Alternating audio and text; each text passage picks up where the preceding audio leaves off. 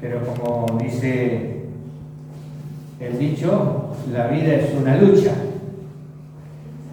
¿no?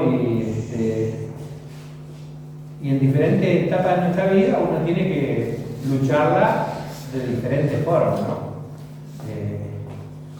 Algunos luchan con el pensamiento, otros con problemas físicos, otros problemas financieros, enfermedades, pero siempre hay una lucha por lo cual nosotros tenemos que batallar. Pero ¿qué esperamos con la lucha? ¿Qué es lo que deseamos? Que todo termine bien. Entonces deseamos que a través de la lucha nosotros logremos la victoria, ¿no? Que superemos ese problema, que festejemos que el Señor ha bendecido nuestra vida, a pesar de que la lucha ha sido cruel y mucha, ¿no? Como dice el tango, ¿no? Pero, ¿qué pasa si nosotros en medio de la lucha abandonamos esa lucha? En esa circunstancia nunca va a haber una victoria. Hemos sido derrotados. Yo creo que uno de los problemas grandes que hay en esta vida es que dejamos las cosas de lado. Donde tenemos que enfrentarla, donde debemos poner firmeza, nos quedamos a la mitad. Por flojo, por temor, por dejarlo pasar, por desidia, por una cantidad de cosas. Pero en la palabra de Dios nos exhorta a que nosotros luchemos, que siempre estemos preparados para la batalla. Yo no sé qué batalla tiene usted hoy, porque cada semana o cada día trae su propio afán, trae sus propios problemas, y hoy seguramente que usted en la semana ha acumulado algunas cosas y tiene que enfrentarse. Y necesitamos que nosotros nos hagamos fuertes, nos fortalezcamos en el Señor y en el poder de su fuerza, como dice Efesios, y salgamos a la lucha y decir: voy a vencer, voy a vencer, yo quiero tener la victoria. Y en este mensaje de hoy, que no lo quiero hacer escatológico, o sea, como profecía de enseñanza de un tiempo que va a venir o que está llegando. Muchos dicen: ya viene Cristo, eso nosotros sabemos que Cristo va a venir. Pero yo quiero hacerle un repaso sobre 2 capítulos de la Biblia en el libro de Apocalipsis, que sí ciertamente tiene que ver con lo porvenir. Pero yo quiero centrarme en este capítulo 2 y 3 de Apocalipsis, que no lo vamos a leer, sino que lo vamos a ir mirando. Ahí habla de las profecías a las 7 iglesias. Ciertamente que estas 7 iglesias eran 7 iglesias que estaban ubicadas en lo que hoy es Turquía, ¿no? Ahí nos habla de diferentes iglesias, específicamente 7 iglesias, como para englobar características generales de las iglesias. Estos pasajes de las 7 cartas a las iglesias tienen una característica, o varias características similares. Pero lo principal es que dice El que tiene oído, oiga lo que el Espíritu dice a las iglesias. O sea, podemos entender que está aglutinando a un grupo de personas que en ese tiempo se le decía iglesia, se le llamaba iglesia, o congregación, o un grupo de personas. La idea de comunión, de comunidad. La iglesia de Cristo era iglesia en cualquier lugar. Era iglesia en el templo de Jerusalén, era iglesia en la sinagoga, era iglesia en el camino, o donde se reunían, o en las catacumbas cuando los perseguían, o en las casas cuando alguien abría su casa para que se predicara el evangelio. Esa era la iglesia, y siguió siendo la iglesia, y sigue siendo la iglesia en diferentes lugares. Pero la característica es iglesia de Cristo. No es que se reúne un grupo de personas. Tenemos que tener, digamos, la columna principal de la congregación, que nos congregamos para adorar a Dios y glorificar el nombre del Señor Jesucristo. Eso es la iglesia. Entonces, teniendo en cuenta esto, podemos ver que en estas 7 iglesias del capítulo 2 y 3 de Apocalipsis nos está marcando características que vienen en la historia, se fue repitiendo algunas de ellas, pero las características más resonantes de cada una de las iglesias tiene que ver con un periodo, o lo podemos mirar como el periodo de la iglesia desde su comienzo. El comienzo de la iglesia fue en el Pentecostés, cuando el Espíritu Santo entró y llenó la vida de aquellos que estaban esperando la venida del Espíritu Santo. Ahí comienza la iglesia. Y en el Apocalipsis comienza hablándole a la iglesia de Éfeso. Después sigue por la iglesia de Esmirna. Después la iglesia de Pérgamo. Después la de Tiatira, Sardis, Filadelfia y por último la Odisea. 7 iglesias que representan características que podemos ver en cada una de las iglesias, pero características que a través del tiempo se fue viendo de que esto tenía que ver, si bien con esas iglesias que se mencionaban, que era como un recorrido, pero también tiene que ver con nuestras iglesias y con nuestro tiempo. Si nos ponemos a mirar y a observar y a fijar las características de cada una, nos vamos a dar cuenta que cada una de ellas surge con una característica muy importante. Según lo que en el transcurso de la historia fue pasando y cómo se comportó la iglesia.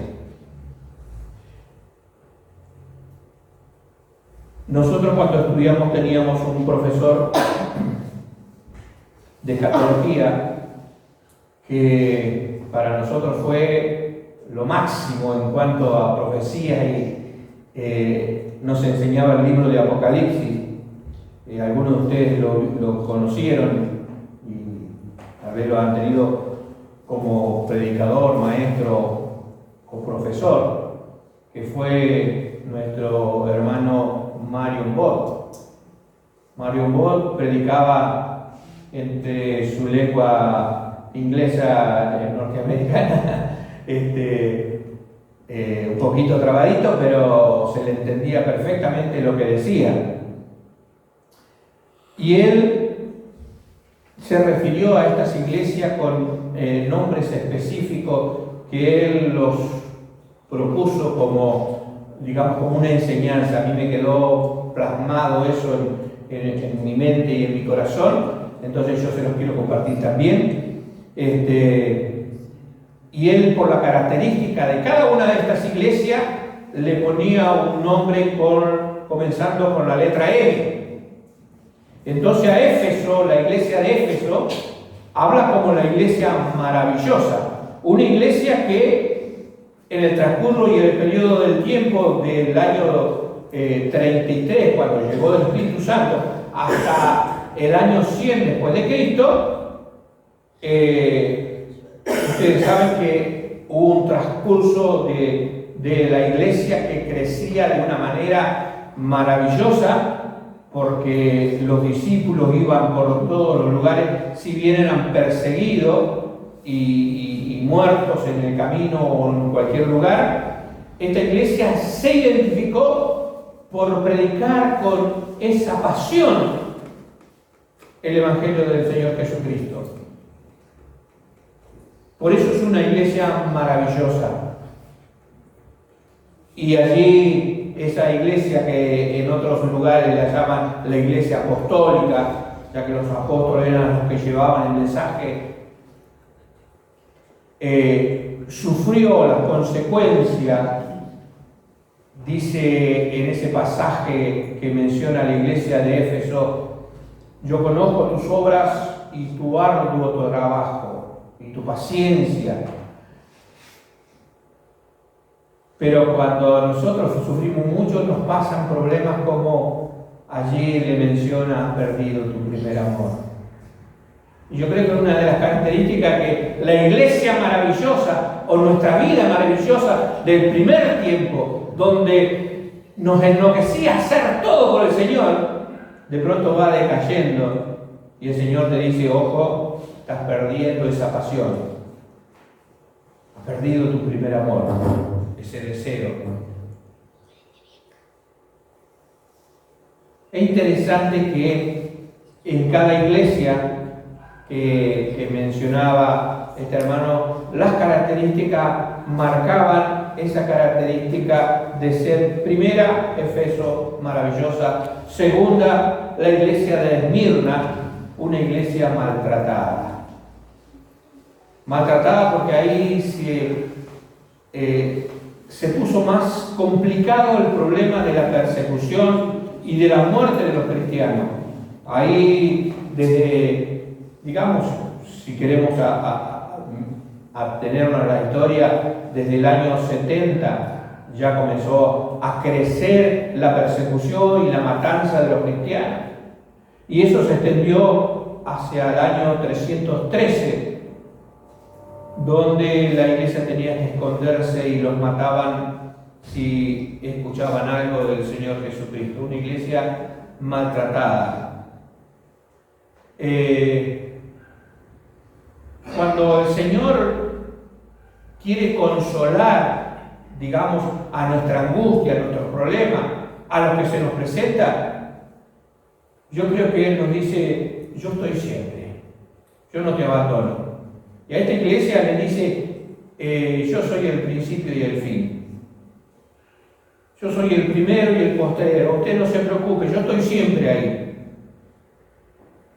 Esta iglesia tenía no solamente persecución, sino tenía pobreza, porque las circunstancias no permitían ni trabajo, ni salud, ni poder hacer lo que la iglesia deseaba hacer. Pero Dios le dice: no temas, no temas.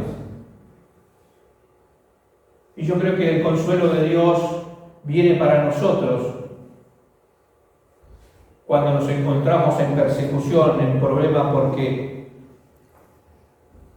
necesitamos la fidelidad de Dios para que nosotros seamos fieles. Yo creo que ninguno de nosotros está pasando la tribulación que pasaba la iglesia de esa época. Y no creo que seamos una iglesia maltratada. Yo creo que tenemos otra característica, así que todavía no llegamos a la característica que en este tiempo las iglesias tienen, o la iglesia del Señor tiene. Quiero decir que no hablamos de la iglesia local, sino hablamos de la iglesia en general. La tercera iglesia, mi hermano Marimbol la ponía como la iglesia mezclada. La iglesia de Pérgamo, desde el año 313 al 590 después de Cristo, fue el tiempo donde la iglesia aceptó, Roma aceptó a la iglesia y comenzó a hacer tratos con ella y se mezcló con lo que era el mundo, digamos, con lo que era el gobierno. Y ahí vinieron los desastres más grandes, donde eran bautizados los ejércitos y se llamaban cristianos, y los bautizaban con caballo y todo, haciéndole pasar por un río. Y ese era el bautismo cristiano. Y así usted puede ver en la historia cómo fue esa simbiosis que hubo entre la iglesia cristiana y Roma, el imperio romano. De ahí surge la iglesia católica romana. Entonces, Dios le dice, tienes que arrepentirte de esto. Tienes que retener la palabra. En ese tiempo directamente no se hacía mucho caso a la palabra de Dios. De ahí que la iglesia se cerró, o sea, lo que se llamaba iglesia o lo religioso, se cerró de tal manera que lo que hizo es hablar solamente o leer la Biblia en latín. Entonces los demás quedaban afuera. ¿Y quién habla latín acá?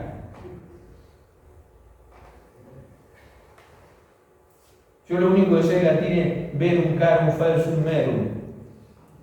Pero de ahí nada más. Es un rezo que en la antigüedad se hacía en la iglesia católica y yo lo aprendí porque fui con mi novia a los primeros pasos del casamiento y me enseñaban el rezo, entonces ese era uno de los que tenía que aprender. No era Patricia. Entonces, nadie sabía, muy pocos sabían latín, era como para un séquito, y se cerró y no había palabra de Dios. Y Dios dice, arrepiéntete porque voy a venir pronto a ti. Hasta ahora todo lo que vemos es, digamos, advertencias, características, algún reconocimiento de la iglesia, pero todo esto la iglesia tenía que hacer un trabajo de esfuerzo y Dios le pedía que batallaran, que trabajaran, que se arrepintieran, que hicieran algo, que retuvieran la palabra, que Él estaba constantemente con la iglesia. La cuarta iglesia fue la iglesia de Tiatira, y la palabra que utilizaba mi hermano era la iglesia mansa. Una iglesia con mansedumbre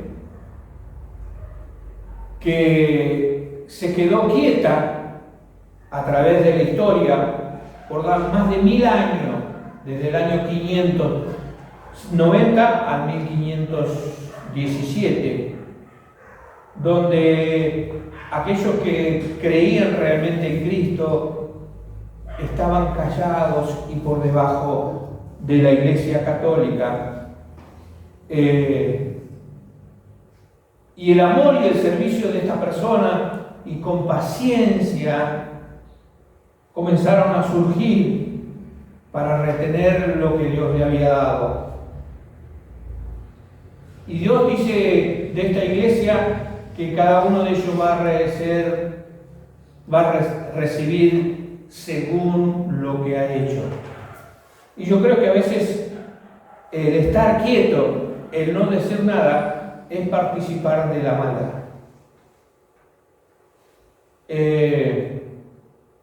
No sé si algunos están siguiendo o escuchando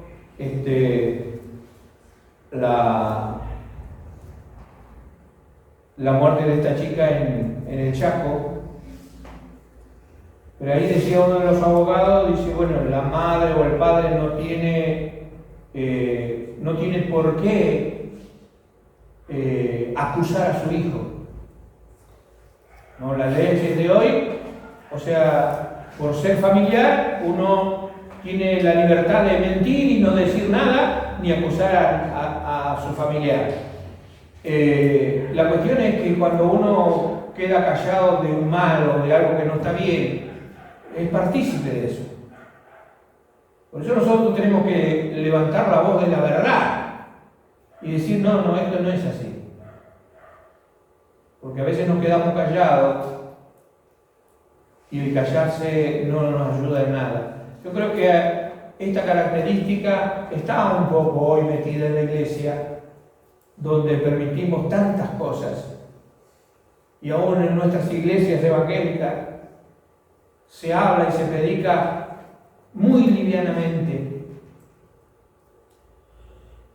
haciendo que la verdad no sea una palabra contundente sobre lo que Dios dice del pecado, de la necesidad de arrepentimiento. Y se tiende a esa iglesia mansa diciendo Dios es amor, misericordia, Dios te va a prosperar, Dios te va a ayudar, Dios te va a hacer esto, Dios te hace todo. Pero nunca le hablamos de la responsabilidad del hombre de pensar qué es lo que hace el hombre para recibir los beneficios de Dios. ¿Qué hace con su pecado? ¿Por qué no se arrepiente de su pecado? Todos nosotros pecamos y necesitamos del arrepentimiento. La iglesia mansa Tiatira. La quinta iglesia es la iglesia de Sardis. Y el nombre que se le pone a esa iglesia es la iglesia moribunda. Una iglesia que comienza a transitar un tiempo donde no se encuentran los creyentes, donde casi hay oscuridad en todo lugar religioso. El tiempo más cerrado de la iglesia, donde no se permitía casi nada y empezaba a haber muchas cosas que realmente iban en contra, literalmente, de todo lo que Dios quería. Y ahí surge lo que fue la Reforma. En el año 1517 al 1700 comienza ese tiempo de Reforma, y esa iglesia que estaba muerta espiritualmente, que no predicaba a Cristo ni evangelizaba, sino hacía prosélito de una religión muy rara que hasta hoy tenemos. Una iglesia que hace sincretismo constantemente. Hace poco vi que en Panamá hicieron un oficio religioso la Iglesia Católica y presentaban allí el sacerdote y a su lado alguien vestido como el ángel Gabriel, el que está de parte del ejército de Dios luchando contra el mal, según la historia del ángel Gabriel.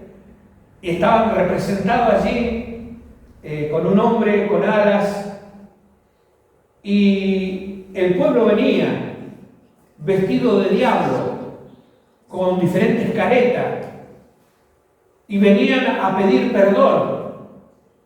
Y entonces el ángel Gabriel les perdonaba. Y el cura de la Iglesia Católica los bendecía. Perdonaban a los demonios o a los diablos y la Iglesia lo bendecía. Y así es el sincretismo, o sea, cómo van metiendo las cosas que son comunes. Nosotros lo vimos mucho en el norte, cuando estaban allí en Concordia, estaba Lázaro Blanco.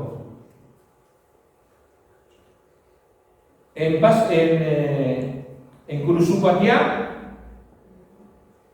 el Gauchito Gil. Y siempre hacían procesiones.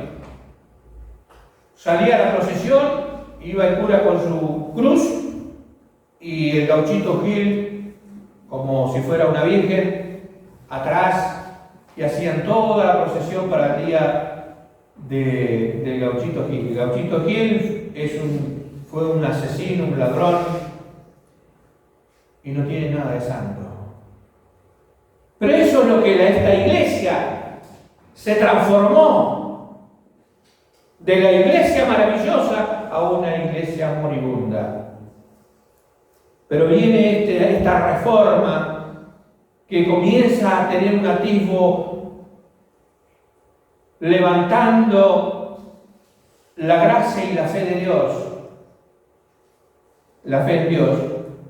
Por eso le dice, sé vigilante, si no yo vendré como ladrón en la noche y te vas a quedar. Esa es la verdad.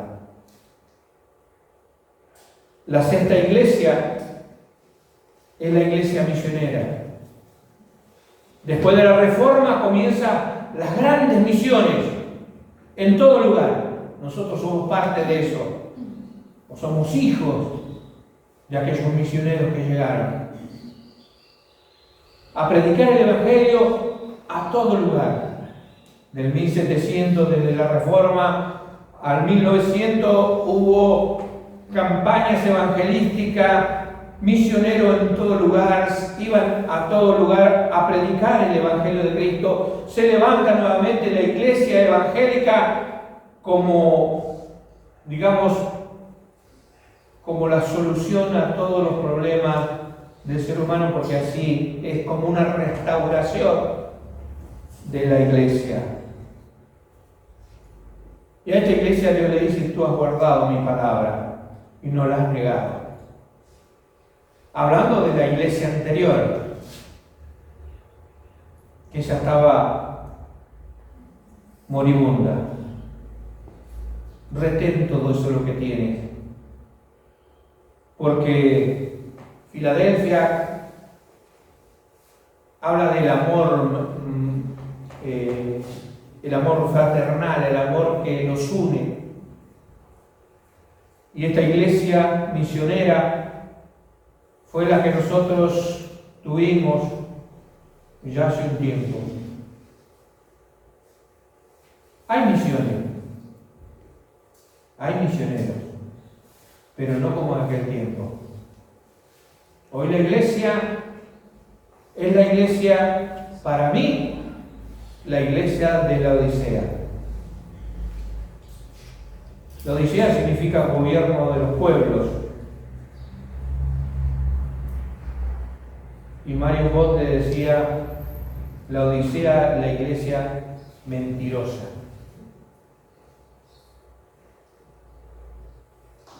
Desde el 1900 hasta el arrebatamiento de la iglesia va a estar esta característica de la iglesia. Se van a levantar falsos cristos, falsos profetas, falsos apóstoles, falsos maestros, predicando cosas que no tienen nada que ver.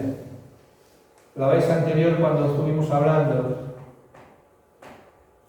a veces no nos damos cuenta que cuando nosotros hablamos de falsos cristos, pensamos que alguien se va a levantar y va a decir yo soy Cristo. Pero no lo hacen así, porque la sutileza de Satanás para meterse en la iglesia lo hace de diferentes formas. Y yo se lo expliqué el otro día y se lo voy a explicar ahora. ¿Ustedes han escuchado más de una vez? Este es el ungido de Dios, ¿no? Y hablan de un misionero, de un pastor, el ungido de Dios. No toquen al ungido. El ungido. ¿Qué es el ungido? Aquel que Dios ha puesto. Es el Cristo, el ungido. Y esa es la forma que se mete un hombre a representar a Cristo. Y a veces lo hace de tal forma que engaña a todos. Entonces en la iglesia mentirosa tenemos que tener en cuenta mucho lo que la palabra de Dios dice. Mirar lo que la palabra de Dios dice. Ser un testigo fiel de la palabra. Por eso le dice, mira, lo que tenés que hacer es que seas del mundo o de Cristo. No podés estar en la mitad. Dice, aquel que no es ni frío ni caliente, lo voy a vomitar de mi boca. Y Dios está hablando de cada una de estas iglesias como característica de la iglesia, pero en la que más encajamos nosotros. En general, la iglesia de este tiempo es de esta iglesia de la Odisea. Sé celoso y arrepiéntete, hablándolo como en particular. Ahora, como yo hablé al principio, que el mensaje era que teníamos que ser vencedores y vencer cada una de las dificultades y problemas, que tal vez en todas las características de esta iglesia, en el tiempo que sea y en el momento que nos encontremos, nosotros como personas también somos iglesia. Y Dios nos habla en particular, de pronto si tenemos alguno de estos problemas. Pero Él también nos dice, el que venciere, yo le daré. Una de las características de las 7 iglesias que termina diciendo, el que tiene oído oiga lo que el Espíritu dice a las iglesias, al que venciere, yo le daré.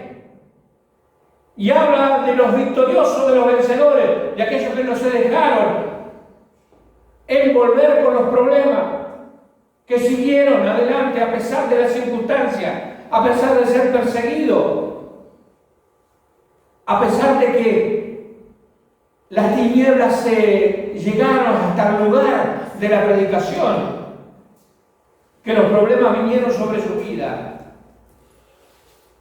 Pero Dios tiene esa promesa. Al que venciere, aquel que va a ser victorioso en esta lucha, yo le daré. A la iglesia maravillosa le daré de comer del árbol de la vida. Y parece que hablara desde el principio, ¿no? Todo empezó cuando Adán y Eva desecharon el árbol de la vida y tomaron del árbol de bien y del mal. Acá Dios nos invita a comer directamente de esa maravilla que nosotros no nos imaginamos, como un ejemplo de todo lo que Dios tiene para nosotros. Iglesia, tenemos la promesa de Dios. Si somos vencedores, si hemos luchado y perseverado y hemos logrado la victoria, Él nos dará de comer del árbol de la vida. A esta iglesia maltratada, perseguida, dolorida, angustiada, le dice, no sufrirás el daño de la segunda muerte, porque allí muchos murieron. No tengan en cuenta si mueren ahora, no tengan en cuenta el sufrimiento del cuerpo, de las enfermedades. Ustedes no van a participar de la segunda muerte. La segunda muerte es aquella que es la muerte eterna.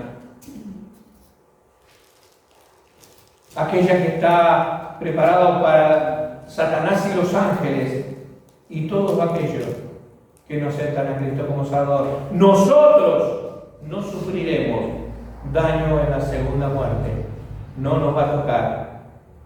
Por eso alguien mencionó sabiamente diciendo, aquel que nace una vez muere 2 veces, pero aquel que nace 2 veces muere una sola vez.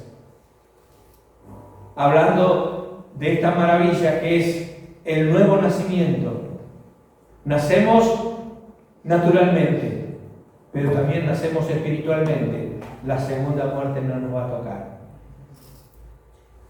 Pero si no nacemos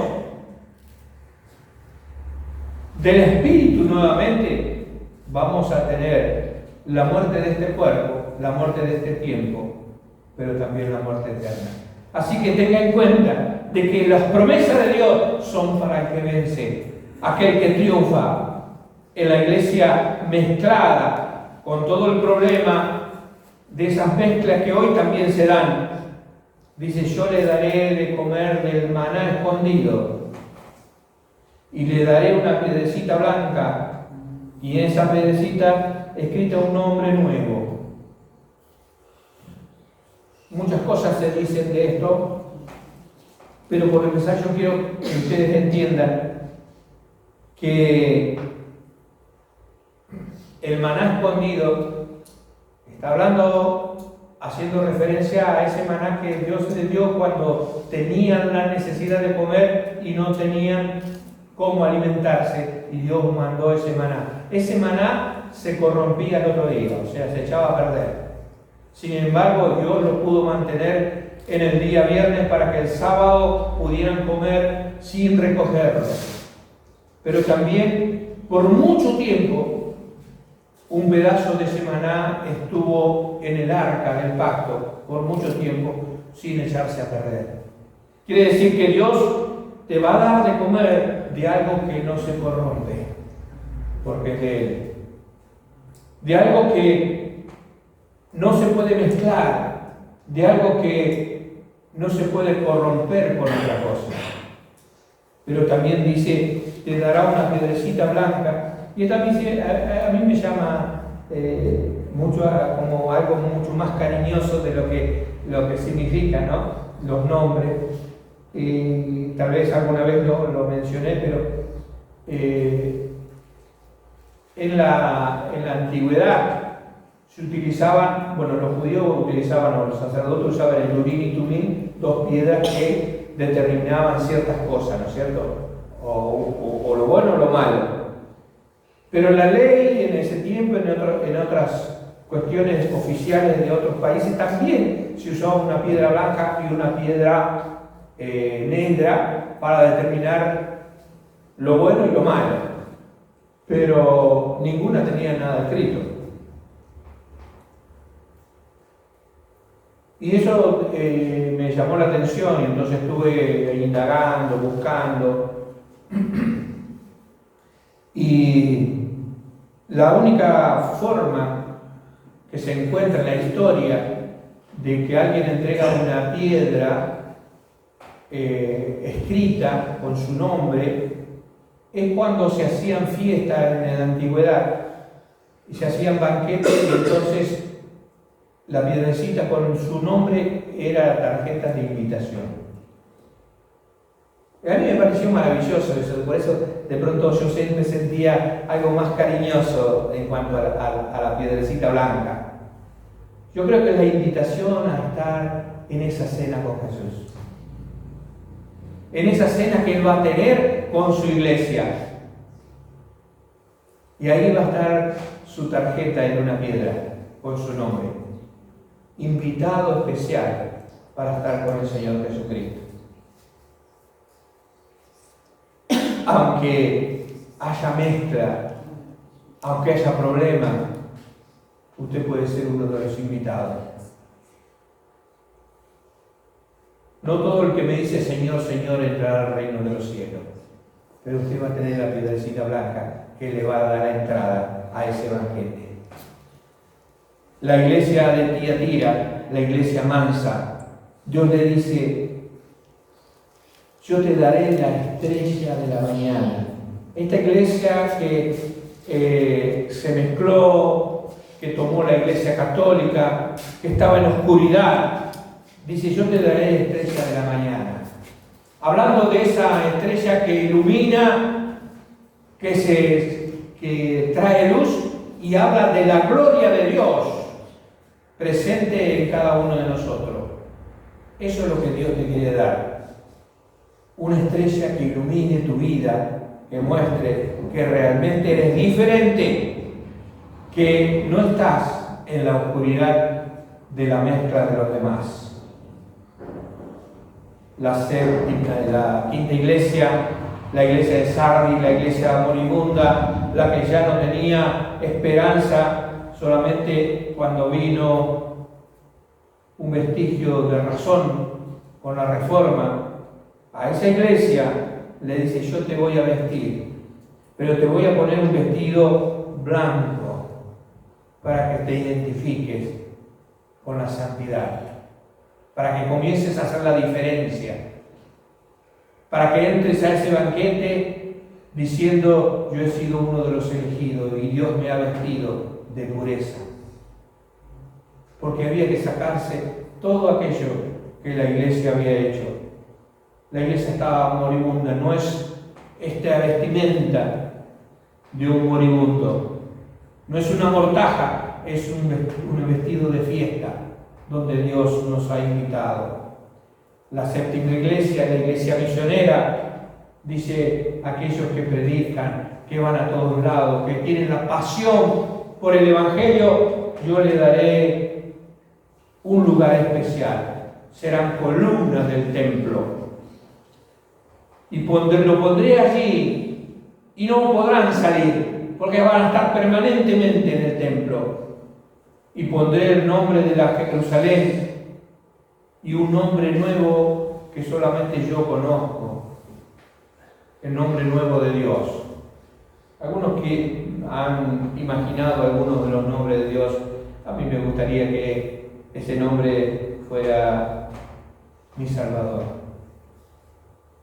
Que es lo que uno siente ahora: Él es mi Salvador. Pero todo esto es para que vence. El que venciere, eso tendrá, será columna en el templo.